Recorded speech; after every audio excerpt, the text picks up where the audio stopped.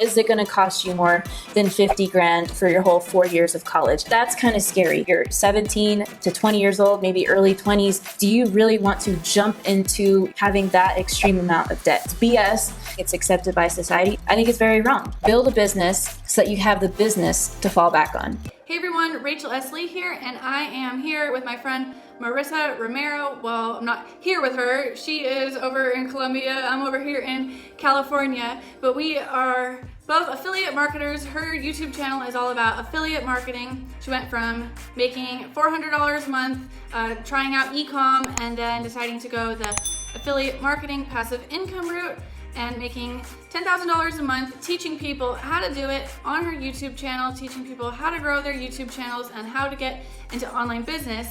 And in this video, we are going to talk about college. You should go to college, or if you should do entrepreneurship. So thanks for being here, Marissa.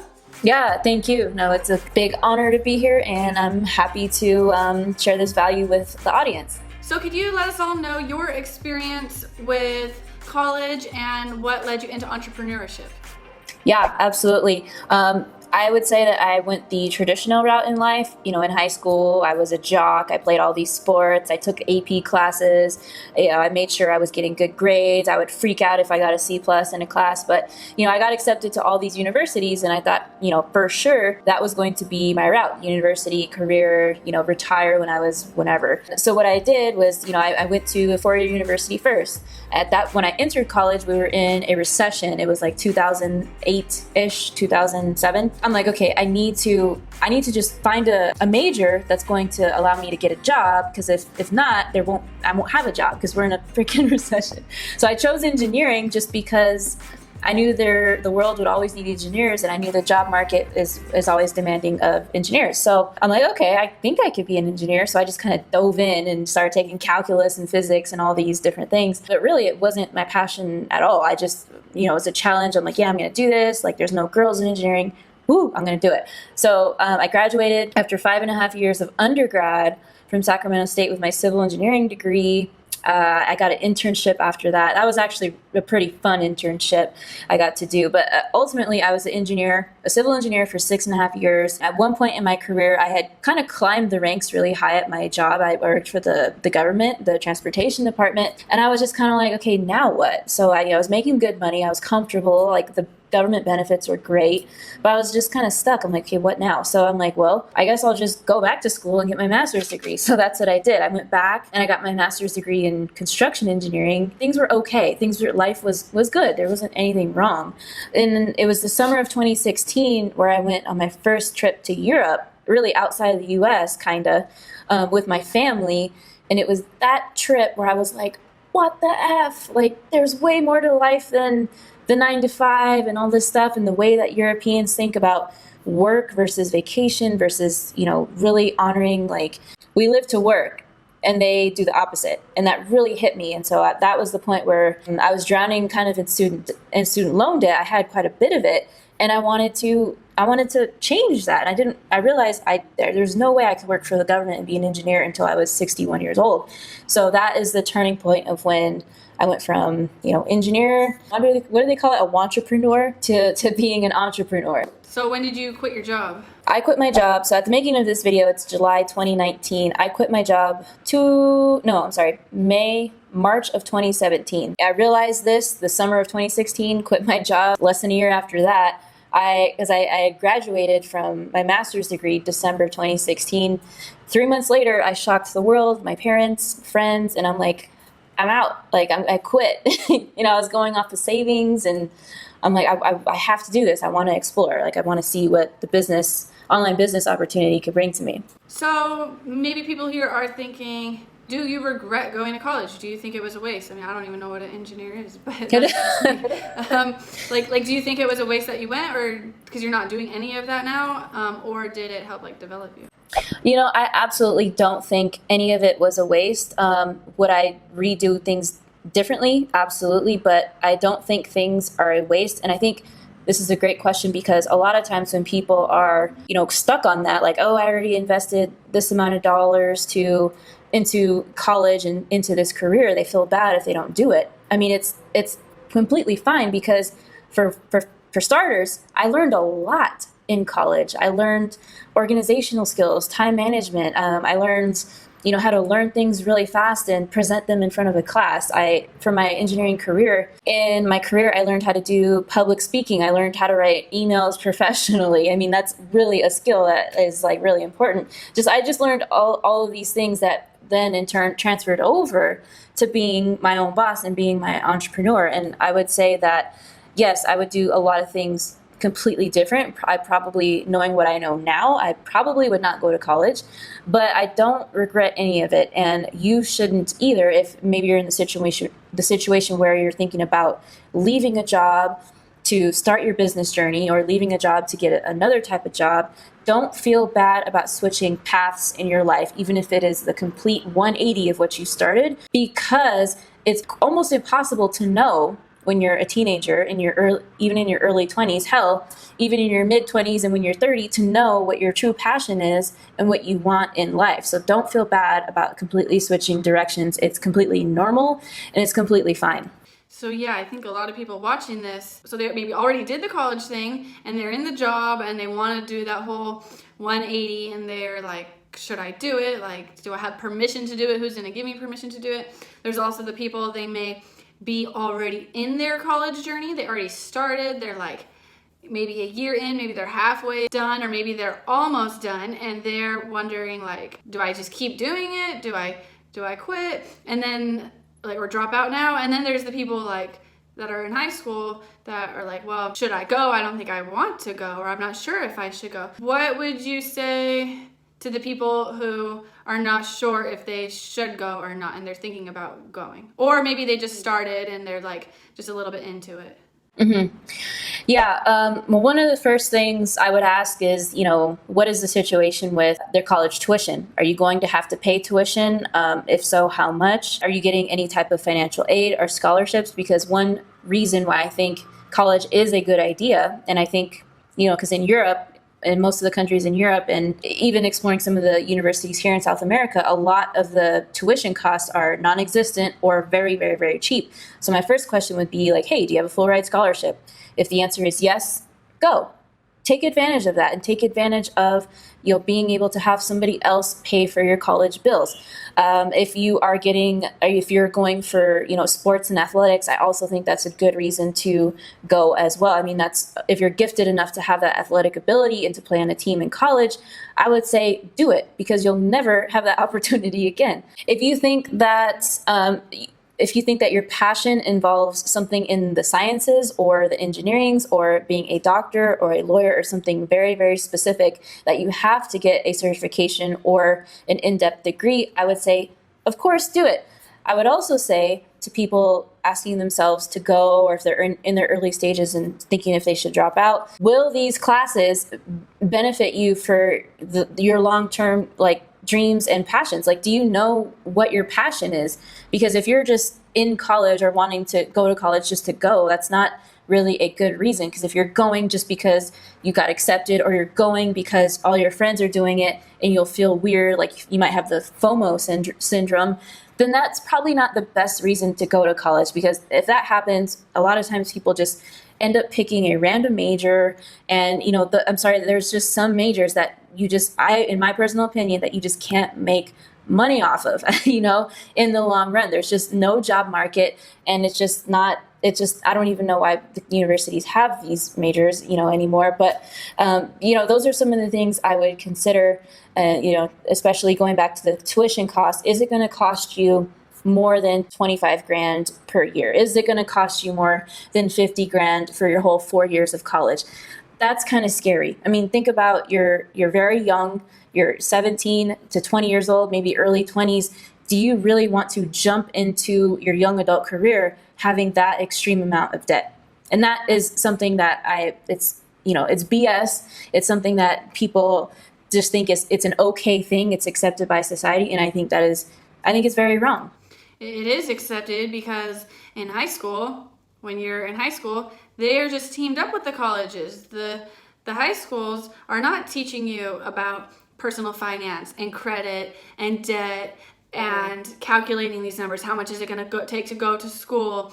How how many years and how much money is it going to take to pay off all the debt until you're like in the profit zone. They don't teach you all of that. No, absolutely not. Now, looking back that I'm a business owner, I'm like, I have no clue how to do my taxes. Well, I do now. But in the beginning, I'm like, I have no clue how to do my taxes, accounting, just stuff that you need to know as a business owner, and how credit really works and how you can like build your credit score and how you can improve it if you go into the dumps, and other things too, like investing. Like college it's not required that we take investment classes to know what our opportunities are with investings and just such as real estate or learning about the stock market. I have no idea still. I mean, I kind of have a clue, but there's the practical stuff that we should know and should be taught in college. There's a huge lack, and it's just non-existent. I think for us too, we are at the point where we don't care what people think. I don't care what my friends are doing. I mean, my friends are like my friends now. We're like doing online business together, but I don't feel judged by my parents. My parents don't tell me what to do. My family doesn't tell me what to do. I don't succumb to peer pressure. But when you're 17, you don't know any better. You don't know any different. Like, yeah, what your friends are doing is what you're maybe most likely going to do. And at my school, like a lot of my friends, a lot of them still went to community college. But also when you're 17, like if your parents are pressuring you to go to college, but you really don't want to go, what are some of your suggestions for expressing your feelings to your friends and family if you are like thinking this may not be for you? My advice would be, you're either going to have to tell them now or you're going to have to tell them later. At some point, you will disappoint your family and your close friends, and you will get that judgment. So you have to decide whether you want to do that now, follow your passion, and do what you really want to do, and just rip that Band-Aid off, or you're going to have to do it later like I did and handle it as an adult. When I quit my civil engineering career, my parents were crushed. I mean, crushed. I think they both cried. And it crushed me because I know that they worked very hard in their lives to support me, but not only that, to take out loans to help me go to college. And it was so hard. It was almost harder that it happened after college and when I was 27, I believe, or 28 years old. And I think that if you were to express it earlier in your life and to act upon it earlier, it would probably be better. Because the other thing too that you mentioned, Rachel, was about the mindset stuff that really the university doesn't teach on at all. Because in the university you're taught that, for example, failure is bad. Like if you get a C or a D or an F, you're terrible. You're a terrible person. Like if you fail, like what are you thinking? Whereas entrepreneurship is the complete opposite, where we know that we need to fail fast. We need to work as a team. There's really no such thing as like cheating off a test. Like everyone works together to help people accomplish goals. And so if you have to keep in mind that you're going to be going into an environment at a university that is not very good for your mindset. I mean, it's still very old school, very traditional, very, I'm the manager, you're the employee, the 9-to-5 mindset. And so that is another thing to consider, because the people around you, 80 to 90% of them are going to be still interested in going the traditional route and looking for careers and looking for jobs. Whereas you will be wanting to build a business and follow your passion. So I think those are a few really good things to consider. Yeah, at some point, you gotta get some cojones and grow up and take control of your life, whether that is 17 or 18 and really honestly telling your family how you feel, or you're going to wait until you're 20 and you're already in there, or you're going to wait until you're 28 and already in the career to have the bravery to do that, the strength to do that. And that's if you are truly feeling like this is not the right path for you. Some people watching, they just may be confused within themselves. They're like, I think I want to do college, but I think I also want to do online business. Can people do both? And what are some practical ways? Absolutely. I think if college is for you and you really want to do it, great, do it. But at the same time, I would say build a business on the side, or build something on the side, whether that's building a personal brand or a name brand or something that is fulfilling to you. Let's say you're an athlete, right? You love fitness, you love nutrition, and you're going into college because you genuinely want to learn more about the sciences of health and nutrition. I think that's great, but I think it's super smart and really necessary to build something of your own. build a brand, start sharing valuable knowledge that you're learning from these classes, start, create your first ebook, create your first product that you can, give to people and sell to people, and start building up that following and positioning yourself in the expert, so that by the time you graduate in 4 years, if you do that 2 hours a day for 4 years, you can build a legit online business. Okay, you will have a business by the time you graduate if you're doing that little by little, day by day throughout those 4 years. You will, you'll self-teach yourself the entrepreneurial stuff, the marketing stuff. It'll be ready to go by the time you're graduated, so you can decide at that point to keep go 100% into building your business, or if you need to get a job for a while or work for somebody else, that would work too. But I think it's very important to build something and to have an asset of your own, something that you really are passionate about. And I think our parents, what they really want for us is to have an education. So if you are looking at other alternative types of education, online courses, you see people's online courses here on YouTube and you want to buy their online course, but it costs $300 and you don't have $300, or it costs $1,000 and you don't have that. That's something you could bring up to your parents and make compromises with them. Tell them, I want an education, I want to do this, and instead, will you help me take this course instead? And look, this course is 1/100th the cost of what this college is going to be. So what about the people who don't even know what they want to do? They don't know what they would study in college. They don't know what they would study if they didn't go to college. They just don't even know what their passion is. Where can those people get some clarity? Honestly, my best advice to those people who are stuck would be to travel. And I know that the first thing that comes to people's minds is, oh, it's expensive to travel, but it's really, really not. And I just, in my travel, I've been traveling permanently for 1.5 years now at the making of this video. And I can tell you that it is much cheaper to live outside of the US than inside of the US. And so some opportunities and things will come up during your travels. Like you might, discover something that you're passionate about. It'll give you different perspective on different cultures. You'll see like other ways of life, which and then might spark up an idea or something, or some way that you can help somebody or a culture or something. And that is a great way to figure out like what you're passionate about, in my opinion. I really, really do believe that. And so I think traveling is a great option for you. I also think just kind of pumping the brakes a little bit and not diving into the university to figure out what you want to do. So pumping the brakes and getting a normal, job, a normal 9-to-5 job, and going to a community college, maybe just taking a couple classes here and there, because community college, what I love about it is obviously it's way cheaper, but they offer some classes that the universities don't, like different trade school stuff and, things that the university classes might not offer. That might spark another idea for you or direction of where you can go in life. And also, I just have to mention it, but a lot of people say this, but you could join the military. I know people are probably like, what the hell? But it is an option. It really is an option. You get everything paid for. You get to travel. You get, school paid for if you wanted to. So that's what I would do if I was still completely like, what the heck? I don't know what I want to do with my life. I definitely would not jump into a 4-year university. I would do anything else but that. Another little hack that you could do also is sign up for a community college, but just sign up for the online classes. And if you're enrolled, just try to get financial aid, and you still could get some student loans and travel with that money and do your classwork while traveling. I like that hack. Super smart. And then while you're traveling, start an online business to then pay off the student loans if you needed to take on the student loans. I'm not saying student loans are great or having debt is great or anything, but student loans have lower interest than credit cards, where, if you want to know what's a real scam to college students, it would be credit cards. So one more thing that I wanted to leave you guys with is, our parents and people older than us, they care about us and they love us. And really that's the reason that they want us to go to college and to be educated, is because they care about us. And ultimately they want something for us to fall back on. I heard that so much when I was quitting my job. Like, well, if you don't make it, you have your degree to fall back on. But in my mind, I'm like, well, I really don't, because it's really hard to find a job. And on top of that, when I do find a job, if I have to fall back on it, I'd have to start at the bottom again.